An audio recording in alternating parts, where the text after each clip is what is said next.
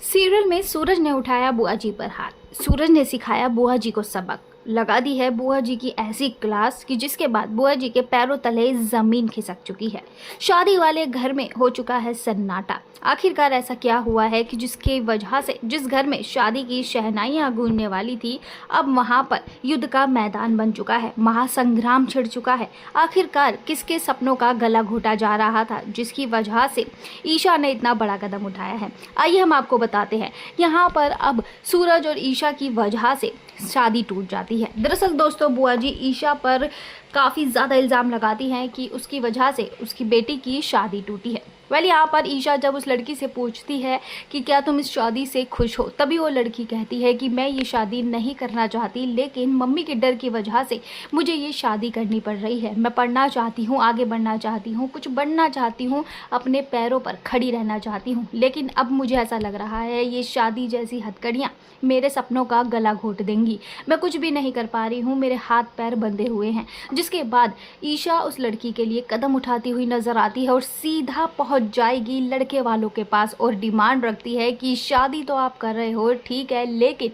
लड़की पढ़ेगी ही, आगे बढ़ेगी। जिसके लिए वो लड़के वाले साफ इनकार कर देते हैं और सीधा बुआ जी के पास फोन आने वाला है कि वो ये शादी नहीं करना चाहते हैं, रिश्ता तोड़ रहे हैं और उसकी वजह है उनके घर की बहू यानी कि ईशा।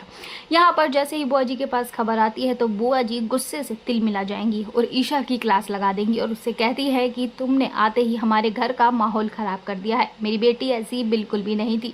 जिसके बाद ईशा उस लड़की को बुलाती है और कहती है कि अपने दिल की सारी बातें यहाँ बताओ, वो बातें जो तुमने मुझे बताई थी कि तुम ये शादी नहीं करना चाहती हो, तुम्हारा दम घुट रहा है। यहाँ पर वो लड़की कहती है कि भाभी जो कह रही हैं बिल्कुल सही कह रही हैं, उन्होंने जो किया बिल्कुल सही किया और मैं बहुत खुश हूँ कि ये रिश्ता टूट चुका है।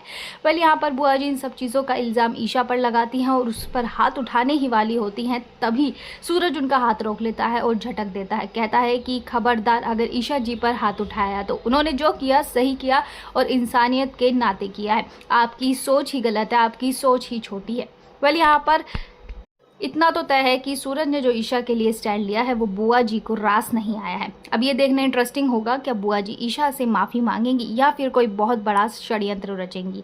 आपकी क्या राय है, कमेंट सेक्शन में ज़रूर से ज़रूर बताइएगा।